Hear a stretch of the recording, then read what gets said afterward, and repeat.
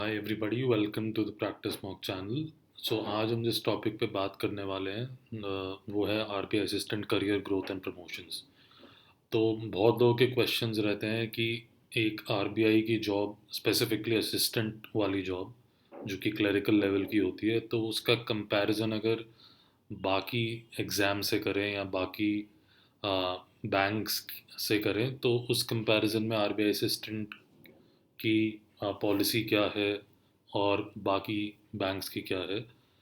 तो अ, क्योंकि पे रिवीजन हुआ है आरबीआई में रिसेंटली, तो उसकी वजह से अब चीज़ें काफ़ी बदल गई हैं। आरबीआई असिस्टेंट की डिमांड जितनी आज लेट्स सपोज पिछले साल थी या पिछले 3 सालों में जो थी, अगर हम उसको कंपेयर करें कि एप्लीकेशंस अब बढ़ी हैं नहीं बढ़ी हैं, तो वो ज़रूर बढ़ी हैं।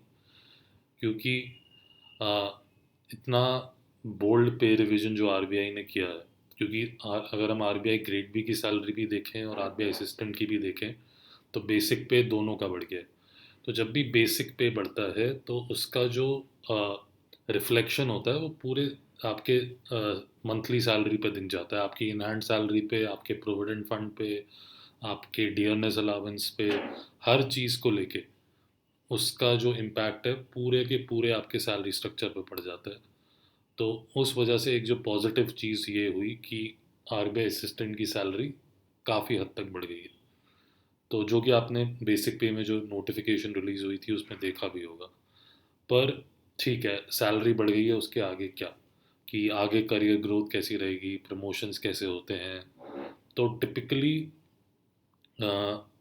चीज़ें वैसी ही चलती हैं जैसे एक बैंक नॉर्मल बैंकिंग सेक्टर में चलती है, अगर हम एसबीआई पीओ आईबीपीएस पीओ की बात करें तो। पर अब कंपैरिजन आरबीआई असिस्टेंट का एसबीआई क्लर्क ही नहीं रहेगा, फॉर द सिंपल रीज़न कि आरबीआई असिस्टेंट की जितनी अब सैलरी है, और अगर हम उसको कंपेयर करें एसबीआई पीओ की सैलरी से, तो वो लगभग लगभग, मैं ये नहीं कह रहा कि दोनों एक जगह आ गई हैं, पर अगर आपके सामने दो जॉब्स हैं, एक एसबीआई पीओ की और एक आरबीआई असिस्टेंट की, तो आपके लिए थोड़ा सा डिसीजन लेना मुश्किल हो जाएगा।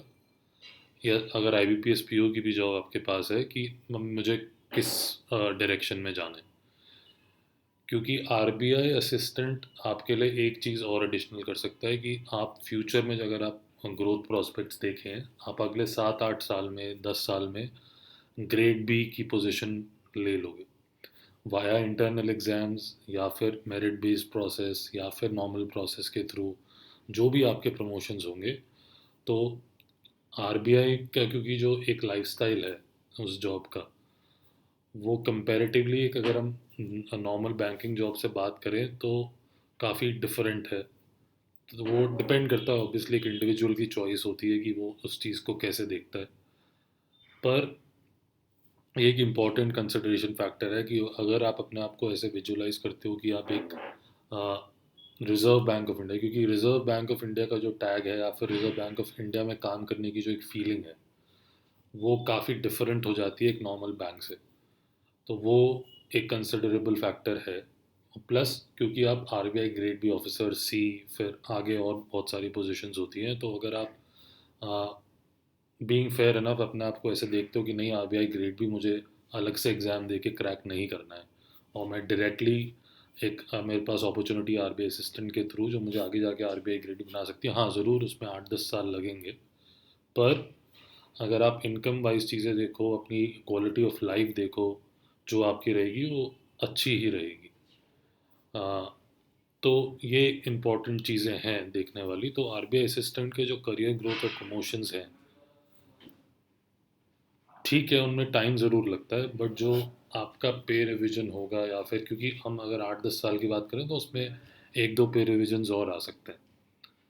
तो उस कंपैरेटिवली हम देखें तो आरबीआई ग्रेड बी को अब लगभग लगभग इतना बोला जाता है कि उनकी जो एनुअल पैकेज है वो लगभग 30 लाख से हुई है, जो एक एमएनसी, एक अच्छे एमबीए टियर 1 कॉलेज के बाद भी का भी एवरेज पैकेज नहीं है।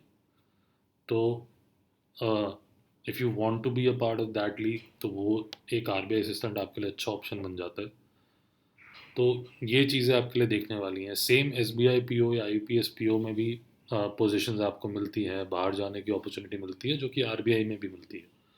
तो ऐसा नहीं है कि बहुत लोगों को लगता है कि आरबीआई में आउट ऑफ इंडिया जाने का ऑप्शन नहीं होता, नहीं ऐसा नहीं है, बाहर भी आपको जाने का मौका मिल सकता है अगर आप चाहो तो टोटली डिपेंड करता है कि आपका व्यू पॉइंट क्या है, आप किस टाइप की जॉब चाहते हो। और अ, वही आपको चीज़ें देखनी पड़ेंगी कि इसमें बहुत ज़रूरी है अपने आप को पहचानना कि आपकी लाइफ की प्रायोरिटीज़ क्या है, आपकी पर्सनैलिटी कैसी है। आप किस, जैसे बहुत लोग एसएससी सीजीएल इसलिए प्रेफर करते हैं, इवन इनफैक्ट आईआईटीज़ या जो जिन लोगों को कहीं भी जॉब मिल जाएगी बट फिर भी वो बैंकिंग सेक्टर में या फिर स्पेसिफिकली एसएससी में इसलिए जाते हैं क्योंकि बहुत ही स्टेबल लाइफ होती है। आप एक ही जगह मोस्टली लोकेटेड रहते हो, तो ज़्यादा ट्रांसफ़र्स नहीं होते। तो आपको ये दोनों चीज़ें कंपेयर करनी पड़ेंगी, तब आप एक कंक्लूसिव डिसीजन पे पहुंच पाओगे। नंदलेस आपको आरबीआई असिस्टेंट अगर मिलता है तो ये एक ऐसी अब जॉब हो गई है कि नो इफ्स एंड बट्स है कि अगर आप लेना चाहते हो तो ज़रूर जाओ। मतलब कोई इसमें सेकंड थॉट नहीं है। अगर आपको लगता है कि आरबीआई असिस्टेंट से better IPS PO SBI PO है तो ठीक है, वो आपका एक व्यू पॉइंट हो सकता है। बट अगर आपके दिमाग में सिर्फ यही है कि भाई मुझे स्टेबिलिटी चाहिए, मुझे जॉब शुरू करनी है, उसके बाद मैं और ऑप्शंस कंसिडर कर सकता हूँ, और मुझे कैश फ्लो चाहिए, कैश फ्लो एज इन कि आपको मंथली सैलरी चाहिए, अगर आपको लगता है कि आ, मेरे लिए मेरी प्रायोरिटी वो है, तो बहुत लोग ऐसा भी करते हैं कि उनका एसएससी सीजीएल का रिजल्ट पेंडिंग होता है, पेंडिंग तो नहीं होता है, मतलब रिजल्ट आ गया होता है, सिलेक्शन हो गई होती है, बट क्योंकि उन्होंने साथ में एसबीआई पीओ का एग्ज़ाम दिया था और क्योंकि वहाँ चीज़ें थोड़ी फास्ट ट्रैक होती हैं, जल्दी चीज़ें इम्प्लीमेंट होती हैं एज़ कम्पेयर टू एसएससी, तो वो एसबीआई पीओ में जॉब शुरू कर देते हैं। तो वही है कि इसमें आपको अपनी चीज़ें देखनी पड़ेंगी, आपको कैलकुलेशंस करनी पड़ेंगी कि आपकी एज, हो सकता है एक एज फैक्टर हो सकता है आपकी फैमिली कंडीशंस हो सकता है कि आपके पास एक्चुअली बहुत टाइम अवेलेबल हो, कि आप, क्योंकि अगर आपने कोई अच्छा एग्ज़ाम बहुत कम उम्र में निकाल लिया है तो और आपको लगता है कि आपका पोटेंशियल है कि आप उससे और टफ एग्ज़ाम्स क्रैक करके आप और अच्छी जॉब अपॉर्चुनिटी ग्रैब कर सकते हो, तो there is nothing wrong with that as well. तो अल्टीमेटली डिपेंड करता है प्रायोरिटीज़ पे, किसी इंडिविजुअल ओपिनियन पे नहीं। तो इसलिए जो भी वीडियो में मैंने आपको बोला वो मेरे ओपिनियन पे नहीं है, ये कुछ पैरामीटर्स हैं जो आपको डिसाइड करने पड़ेंगे अपने लिए कि मेरे लिए क्या इम्पोर्टेंट है, मेरी कंडीशन को जज करते हुए। तो अगर आपको ये वीडियो पसंद आया तो ज़रूर लाइक शेयर और सब्सक्राइब करना। हम और ऐसे वीडियोस पोस्ट करते रहेंगे जहाँ पे स्पेसिफिकली हम बात करेंगे कि चीज़ों की प्रैक्टिकलिटी की, कि ठीक है स्टडी प्लान वगैरह सब देते हैं, फ्री मटेरियल बहुत सारा सबको मिल जाता है, बट एक जो गाइडेंस है कि चीज़ों को अप्रोच कैसे करना है, क्योंकि डिसीजन मेकिंग एक क्रिटिकल पार्ट हो जाता है एक एस्पायरेंट की लाइफ में, स्पेसिफिकली आपके पास मल्टीपल ऑप्शन हो।